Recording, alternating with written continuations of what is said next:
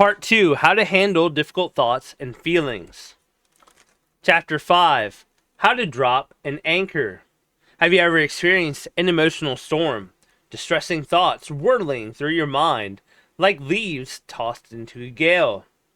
Painful emotions surging through your body like a river that's bursting at its banks. Emotional storms vary enormously as to how intense they are, how often they happen, and what triggers them.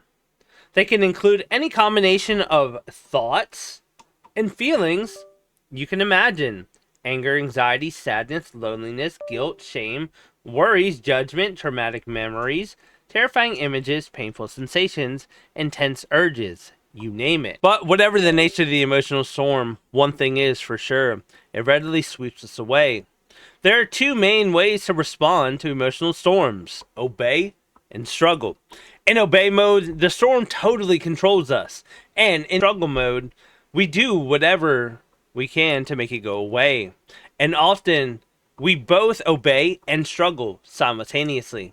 In other words, we get completely hooked, which makes it almost impossible to effectively deal with whatever problem or difficulty sets off the storm. Now let's discuss the real storms for a moment. Imagine you have a boat and you're just sailing into the harbor and you hear on the radio that there's a strong storm blowing in. You want to drop the anchor that is in the harbor both quickly and securely, because if you don't, the storm will sweep your boat out to sea. Of course, dropping the anchor won't get rid of the storm, but it'll hold the boat steadily until the storm passes. And shortly, you're going to do something similar. Learn how to drop the anchor when emotional storms flare up inside of you. But first, let's discuss the importance of noticing and naming. Many of the unhooking skills in this book involve a process called noticing and naming. Noticing your thoughts and feelings with curiosity and naming them in a non-judgmental manner, i.e., here's anxiety and feeling anxious. And because for most of us, this doesn't come naturally and may initially seem like an odd thing to do, it's important to understand the point of it. When we notice and name our difficult thoughts and feelings, it reduces the effect on our behavior. How so? Well, the simple act of noticing what we are thinking and feeling puts into words and activates the part of the prefrontal cortex, the part of your brain directly behind your forehead. And this in turn moderates other parts of the brain that are stirring up those emotional storms inside of you. So basically, the less aware we are of our thoughts and feelings, the less control we have over our actions, over what we say and do. Remember when you were a kid and a teacher left the classroom, what happened? All hell broke loose, right? Well, the same principle applies to our inner world. So our awareness is like the teacher, and our thoughts and feelings are like the kids. If we are not consciously aware of them, they act up, create havoc, and run wild. The less aware we are, the more control over their actions, and the easier it is for them to pull us into away moves. However, when the teacher returns to the classroom, the kids immediately settle down. And a similar thing happens when we bring awareness to our thoughts and feelings. When we notice them and name them, they lose much of their ability to jerk us around. They're still there, but no longer obey them or struggle. It often helps to name our thoughts and feelings with terms like "I'm noticing" or "here is." For example, you might say to yourself, "I'm noticing anxiety. I'm noticing numbness. Here is tightness in my chest. I'm noticing my mind is worrying. Here's a painful memory. Here's an urge to smoke." When we first start doing this, it often feels odd or uncomfortable, but it usually helps us to unhook at least a little. In everyday language, if I say "I'm angry," it seems as if I am that feeling. But when I say "I'm noticing anger," or "here's a feeling of anger," it seems to help me to step back a little, see it as an emotion passing through me. Alright, so similarly, if we say "I am a loser," it seems that I am that thought. But when I say "I'm noticing the thought that I am a loser," it gives me a little distance, so I can recognize it as a thought passing through, rather than the essence of who I am. So I hope you're willing to experiment with noticing and naming. even if your reason-giving machine tries to dissuade you. And feel free to invent your own methods for doing that. A simple formula. So, ready to try dropping the anchor? Please remember, it is not a way to avoid or get rid of these stormy thoughts and feelings, just as a real anchor does not control the weather. It's a way to hold yourself steady so the storm doesn't carry you off. There are hundreds of ways to drop the anchor when emotional storms blow up, but they all follow a simple 3-step formula. I hope you'll pay attention. I hope you'll play around with this formula and create your own exercises, which you can do at any time, any place, for as short or as long as you wish.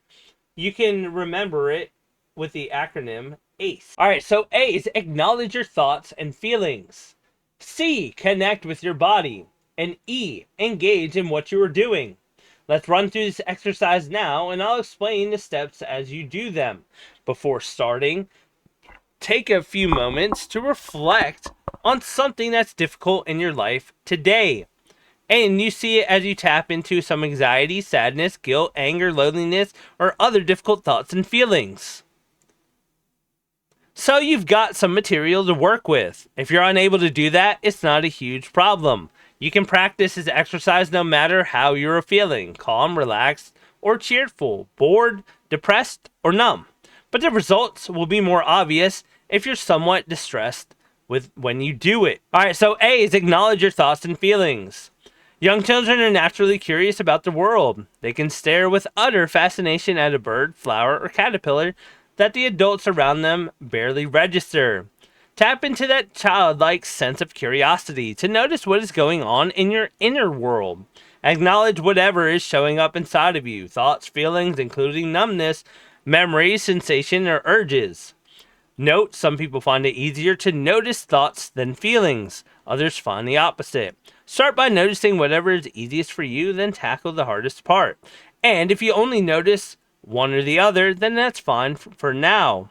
As you work through the book, that will change. Take about 10 to 20 seconds to notice what thoughts are popping into your head, and about 10 to 30 seconds to scan your body from head to toe and notice what sensations are present.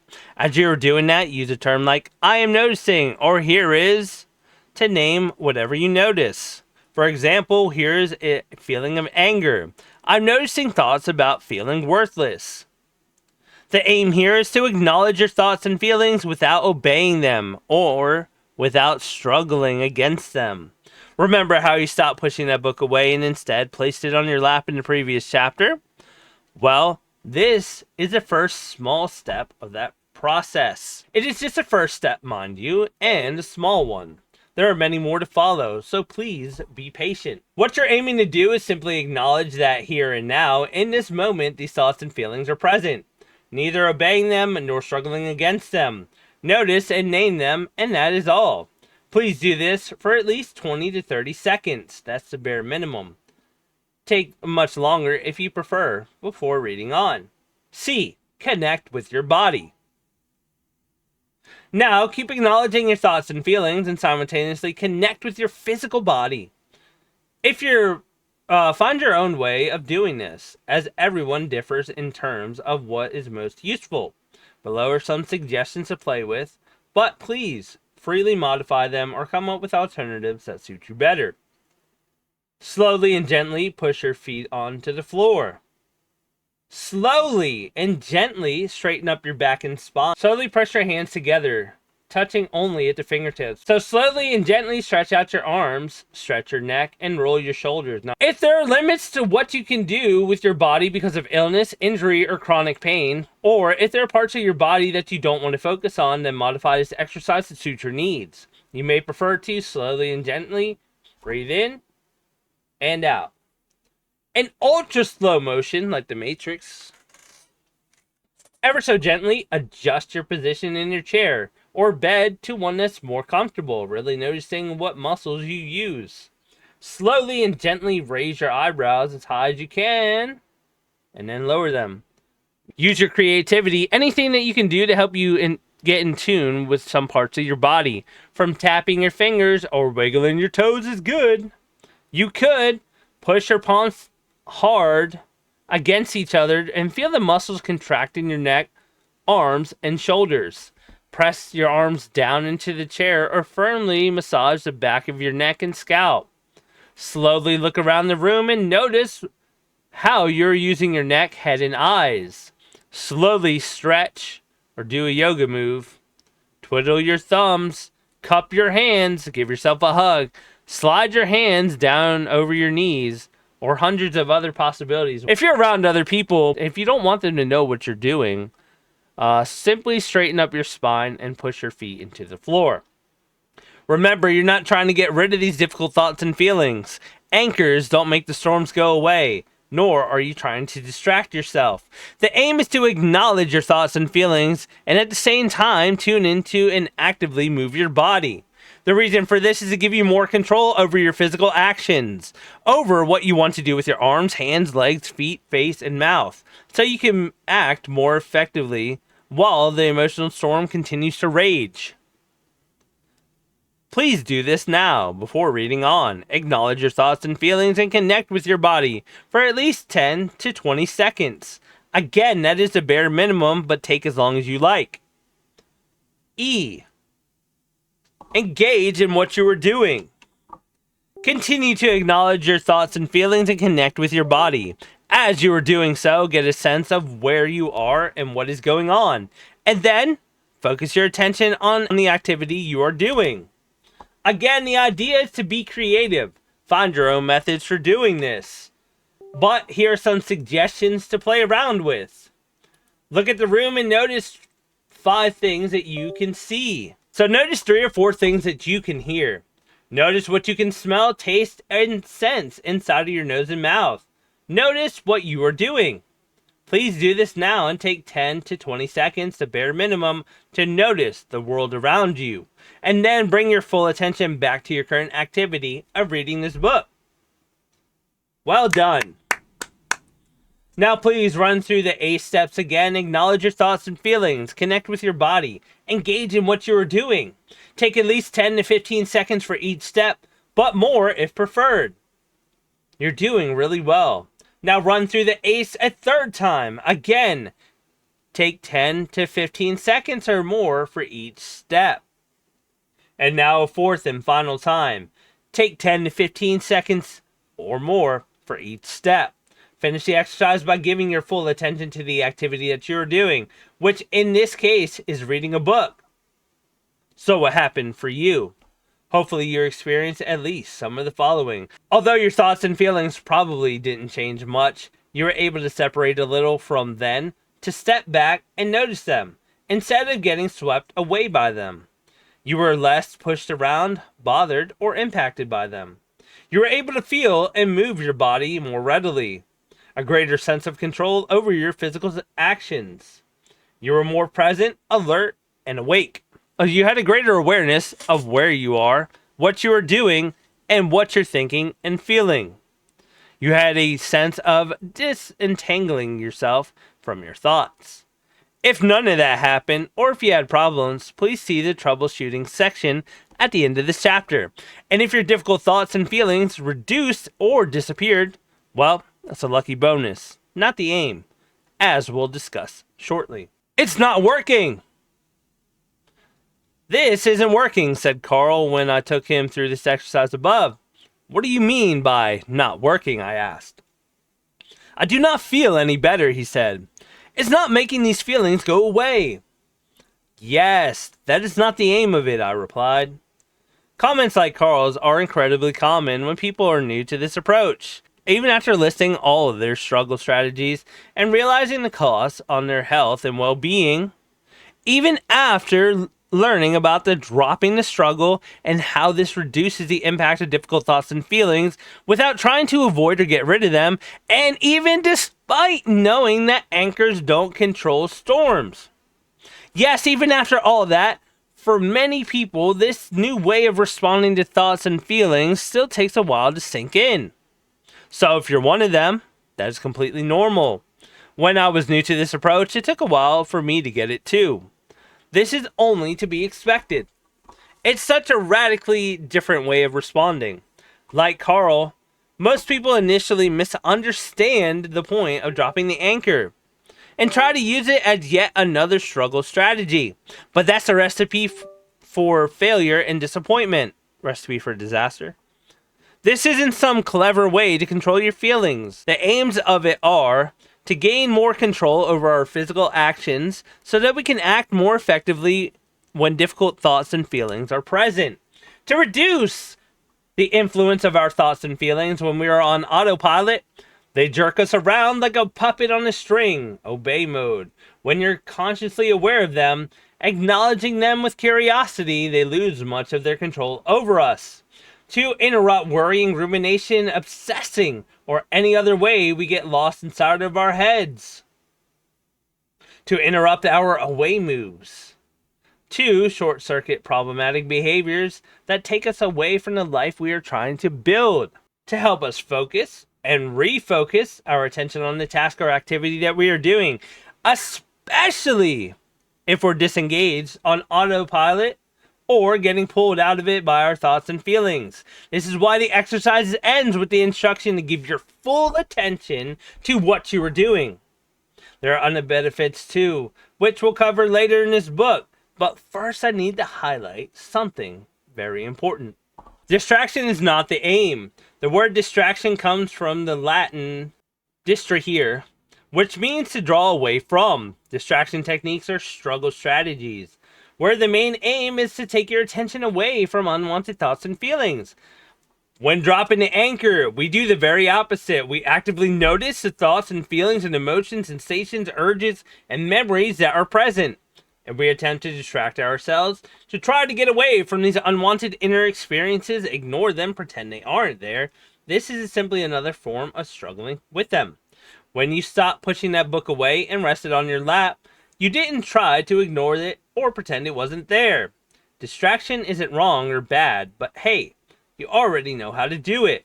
We've all got zillions of ways of distracting ourselves, and we know that they often don't work or give us short-term relief at best. So our aim here is to do something totally different, to step out of that struggle with feelings and thoughts and allow them to be as they are, to let them rest in our lap and allow them to come, stay, and go in their own good time. If you're hurting badly, with crushing sadness, extreme anxiety, intense loneliness, your pain isn't unlikely to go as you drop an anchor. However, it will often rapidly lose some of its impact. Its power will drain away so it can't so easily push you around. If you're going to keep practicing going for several minutes, usually 3 or 4 is enough, but sometimes longer is needed, you'll often experience a sense of calmness, even as the storm continues to rage inside of you. On the other hand, if your pain isn't extreme, for example, if you're experiencing mild to moderate sadness, stress, or anxiety, then as you drop the anchor, the pain will quite often lessen, and sometimes even completely disappear. When that happens, naturally appreciate and enjoy it. Always remember that it's a bonus, not the main aim. If you take any technique that we cover in this book and try to use it to avoid, escape, get rid of, or distract yourself from painful thoughts and feelings, you'll soon be disappointed and frustrated. And your mind will protest. It is not working, as stated earlier in this chapter. Mixing it up. I encourage you to create your own ways to drop the anchor. There are hundreds of ways to use the ACE formula, and keep in mind you don't have to stick to the sequence above. Acknowledge, connect, engage. Some people will find it works better to first connect with their body and then acknowledge what is going on inside of them and then to engage in what they are doing. Yet others prefer to connect, engage, and then acknowledge. The sequence doesn't matter as long as you include all 3 phases. Don't skip acknowledging, or this will become distraction. It will become a distraction and you'll run yourself through several cycles. You can also experiment with different methods of naming. Some people like to use just 1 or 2 words, anxiety worrying, sadness, judging myself. Others prefer long phrases like, I'm noticing a feeling of, or I'm having thoughts about. But what's next? Maybe you'll be wondering after I drop the anchor, what would I do next? Even if you aren't, I'm going to tell you. Remember the concept of the choice point in chapter 2. Towards moves are things that you'll do in line with the sort of person that you want to be, taking you towards the life that you want to build. And away moves are the opposite. So if you're doing a task or activity that's a towards move, then keep doing it. And as you're doing it, give your full attention. Why? For 2 good reasons. First, if you want to do anything, what's the one thing that we need most?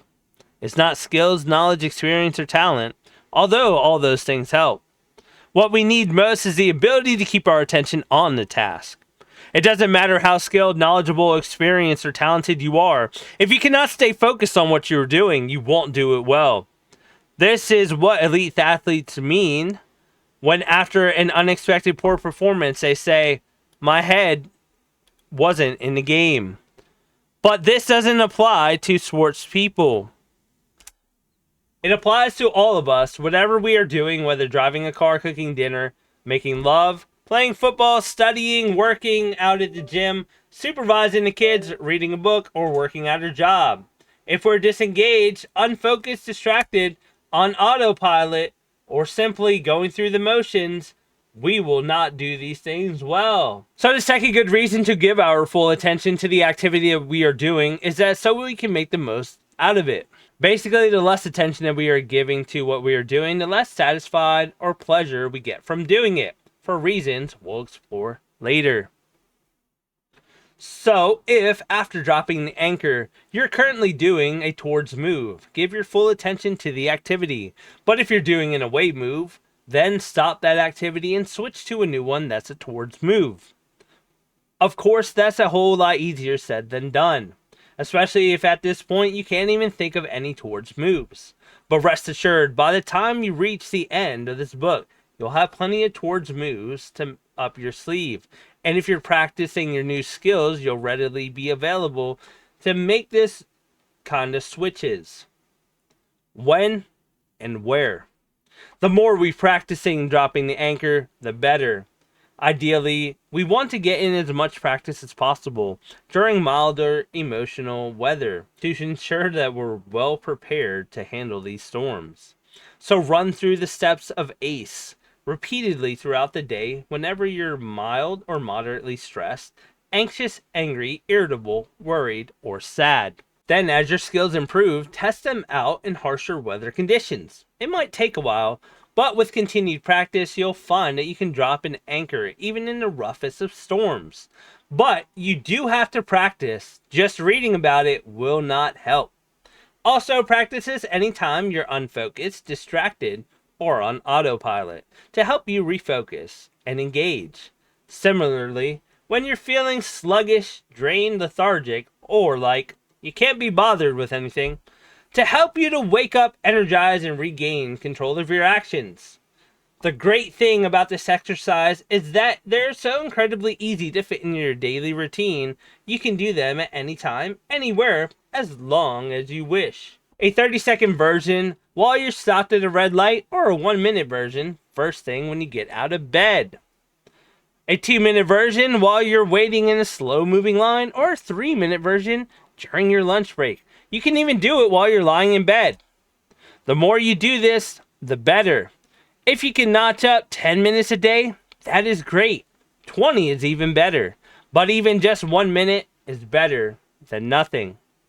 It's particularly useful to drop anchor when any type of emotional storms blow up. When you want to disrupt worrying, obsessing, or ruminating. When you want to interrupt any type of self-defeating behavior. When it's hard to focus on or engage in what you are doing. When you're feeling sluggish, lethargic, or feel yourself shutting down. When you keep drifting off into your thoughts and feelings. Anytime your body is starting to lock up, freeze up, a common occurrence with trauma-related issues.